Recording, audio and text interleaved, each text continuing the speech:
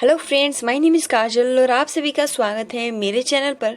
और आज की इस वीडियो में हम डिस्कस करने वाले हैं UP DElEd second semester subject सामाजिक अध्ययन। ठीक है, और आज का जो हमारा टॉपिक रहेगा वो रहेगा विजयनगर साम्राज्य। जैसे कि कल हमने डिस्कस किया था बहमनी साम्राज्य, ठीक है, जिसका युद्ध विजयनगर साम्राज्य से अनावरत यानी लगातार चलता रहा। ठीक है, तो आज इस वीडियो में हम जानेंगे कि विजयनगर साम्राज्य क्या है, इसके सम्राट कौन कौन थे। ठीक है, बहुत ही अच्छे से इसको डिस्कस करेंगे। लेकिन इससे पहले मैं बता दूं कि अगर आपने प्रीवियस वीडियोस नहीं देखे हैं तो प्लेलिस्ट का लिंक आपको कमेंट्स बॉक्स में मिल जाएगा। आप लिंक पे क्लिक करके जितने भी वीडियोस है प्रीवियस वाली वो देख सकते हो। तो चलिए फ्रेंड शुरू करते हैं। तो सबसे पहले तो हम ये जानते हैं कि विजयनगर साम्राज्य की स्थापना कैसे हुई, किस तरीके से हुई, है ना। इसके टॉपिक पे हम डिस्कस करते हैं। तो विजयनगर राज्य की स्थापना हरिहर और बुक्का नामक दो भाइयों ने की थी।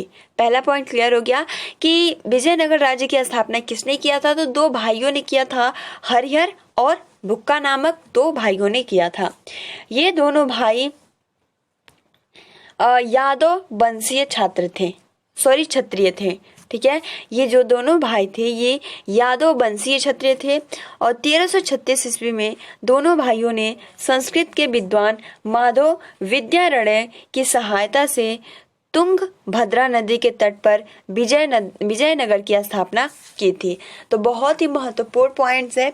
ठीक है, सबसे पहला पॉइंट तो यही कि जो विजयनगर राज्य की स्थापना की है हरिहर और बुक्का नामक दो भाइयों ने मिलकर की है। और जो ये थे ये यादव वंशीय क्षत्रिय के थे। और 1336 ईस्वी में दोनों भाइयों ने संस्कृत के विद्वान जो है वो है माधव विद्यारण्य की सहायता से तुंगभद्र नदी के तट पर विजयनगर स्थित है उसी राज्य की स्थापना की। क्लियर। अब देखिए, हरिहर प्रथम इस वंश का प्रथम शासक हुआ। ठीक है, उसके बाद बुक्का शासक बना, मतलब जो बड़ा होगा वो सबसे पहला बना, उसके बाद सेकंड पे उसका छोटा भाई यानी बुक्का बना। 1419 ईस्वी में देवराय द्वितीय राज सिंहासन पर आसीन हुआ। ठीक है, मतलब इस तरीके से दोनों बन गए। तो उसके बाद कौन आया, तो 1419 में देवराय द्वितीय राज सिंहासन पर आसीन हुआ। और वो जो था आपका देवराय द्वितीय बहुत ही योग्य शासक, वीर शासक था। उसके शासनकाल में दो विदेशी यात्री इटली किया और निकोलो कॉन्टी और फारस का अब्दुल रजाक विजयनगर भ्रमण करने आए और यहाँ का आंखों देखा वर्णन किए हैं। तो सबसे पहले हमने ये बहुत ही महत्वपूर्ण पॉइंट जान लिया। ठीक है, लेकिन अब देख लेते हैं कि विजयनगर के प्रमुख सम्राट कौन कौन से हैं। तो देखिए, विजयनगर के प्रमुख सम्राट सबसे फर्स्ट जो था वो था हरिहर प्रथम, सेकंड पे था बुक्का। ठीक है, थर्ड पे था आपका यहाँ पे हरिहर द्वितीय, फोर्थ पे देवराय द्वितीय जो कि बहुत ही वीर था। ठीक है, और इसके शासनकाल में दो विदेशी यात्री आए थे।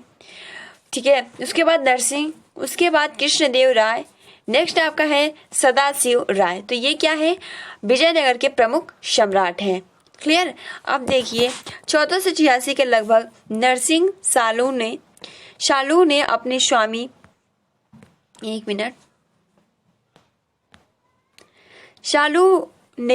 स्वामी वीरापाक्ष को सिंहासन पर बैठाया। ठीक है, यहाँ लिखा है ना सिंहासनाच्युत, तो सिंहासन आसीन होता है इसका मतलब। तो 1486 के लगभग नरसिंह सालू। ठीक, उसके बाद आप यहाँ से देख सकते हो कि 1486 के लगभग नरसिंह सालू ने अपने स्वामी वीरापाक्ष को सिंहासनाच्युत करके स्वयं राजगद्दी पर अधिकार कर लिया। 1509 से 1529 तक कृष्णदेव राय गद्दी पर बैठा और उसने अपने शासनकाल में बड़ी उपलब्धियां प्राप्त की हैं।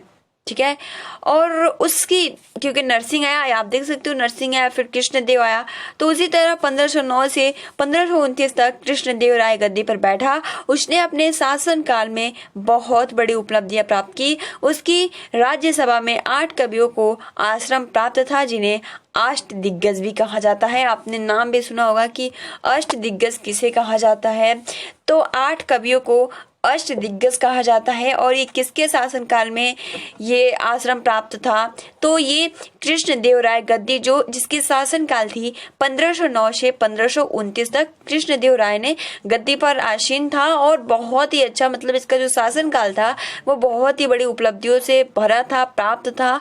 और यही से उसकी राजधानी में 8 कवियों को आश्रम प्राप्त था, जिन्हें अष्ट दिग्गज भी कहा जाता है। अष्ट दिग्गज मतलब 8 कवि। क्लियर। अब देखिए महत्वपूर्ण तथ्य।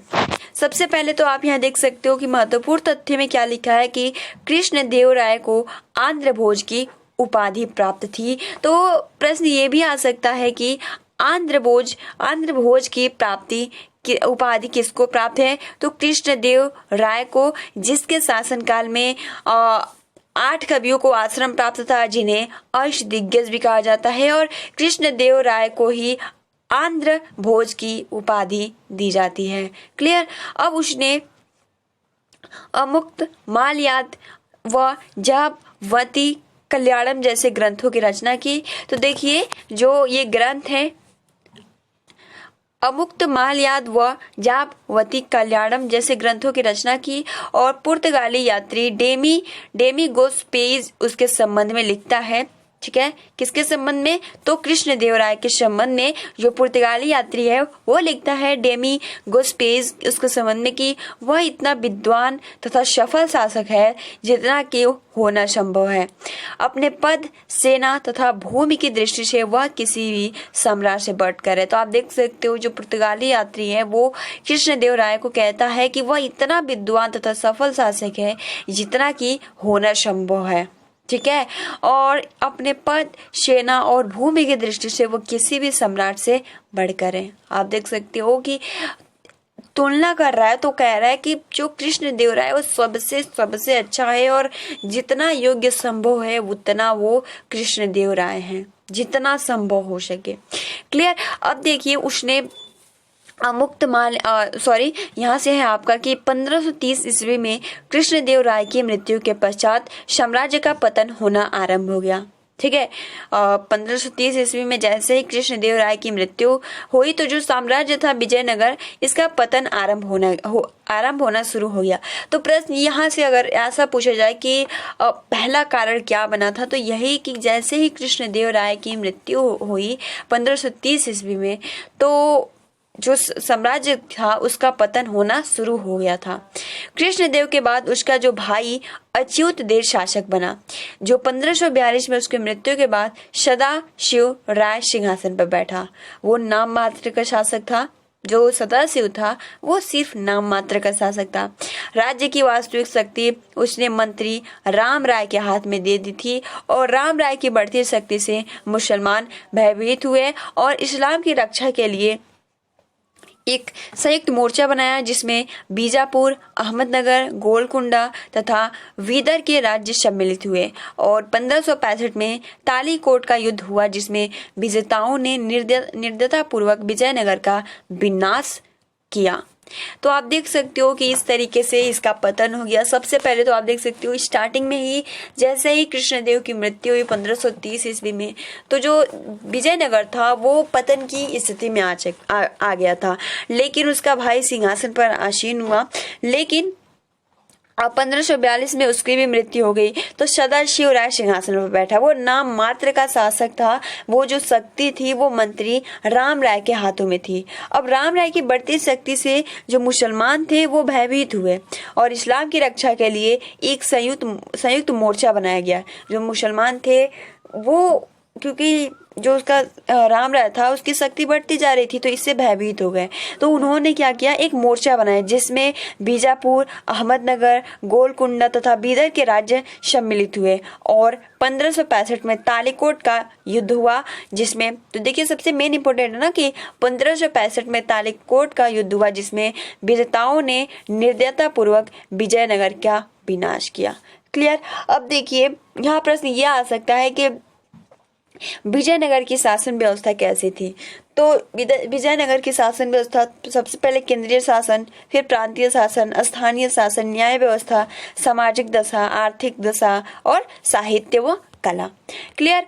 अब देखिए विजयनगर राज्य सामंत शाही प्रथा पर आधारित था, ठीक है, और राजा पूर्णतः निरंकुश तथा स्वेच्छाचारी था। आप देख सकते हो, पूर्णतः निरंकुश और मतलब अपने अनुसार ही काम करने वाला था, और राज्य प्रशासन को सुविधा पूर्वक संचालित करने के लिए साम्राज्य को 6 प्रांतों में विभाजित किया। अब देखिए, प्रशासन की सुविधा के लिए प्रांत कोट्टम नाडु में और नाडु कई नगरों व ग्रामों में विभक्त थे।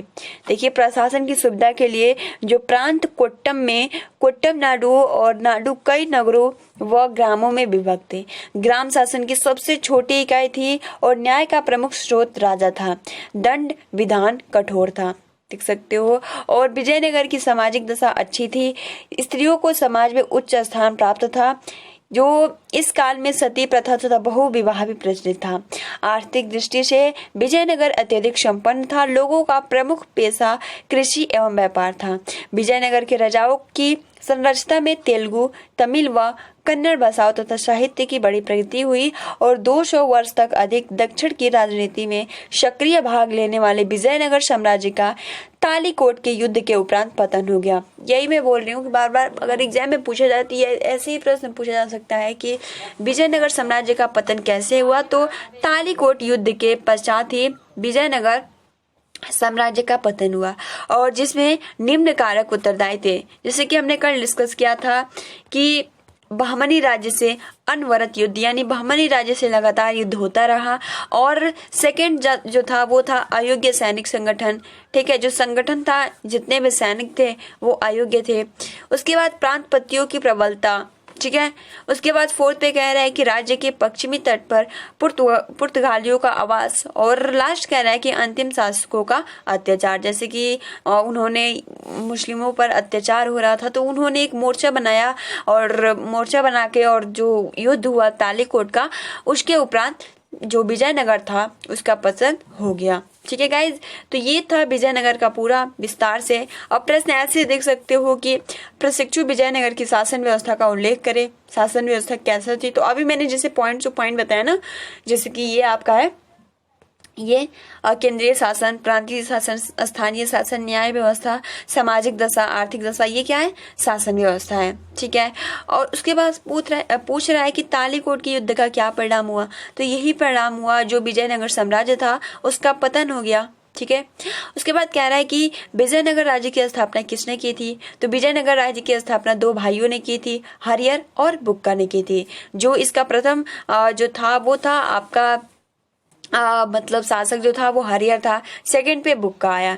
ठीक है, और हरिहर की मृत्यु के बाद विजयनगर का शासक कौन बना, तो बुक्का बना। तो आप देख सकते हो बहुत ही आसानी के साथ ये जितने भी प्रश्न हैं आपने बस मौखिक रूप से इसको सॉल्व कर दिया। तो गाइज, आज के इस वीडियो में हमने जाना कि विजयनगर साम्राज्य क्या है, इसकी स्थापना कौन की है, किसने किया है, कब हुआ है, विजयनगर का शासन व्यवस्था क्या है। ठीक है, इसके प्रांत को कितने भागों में बांटा गया है, तो 6 भागों में बांटा गया है।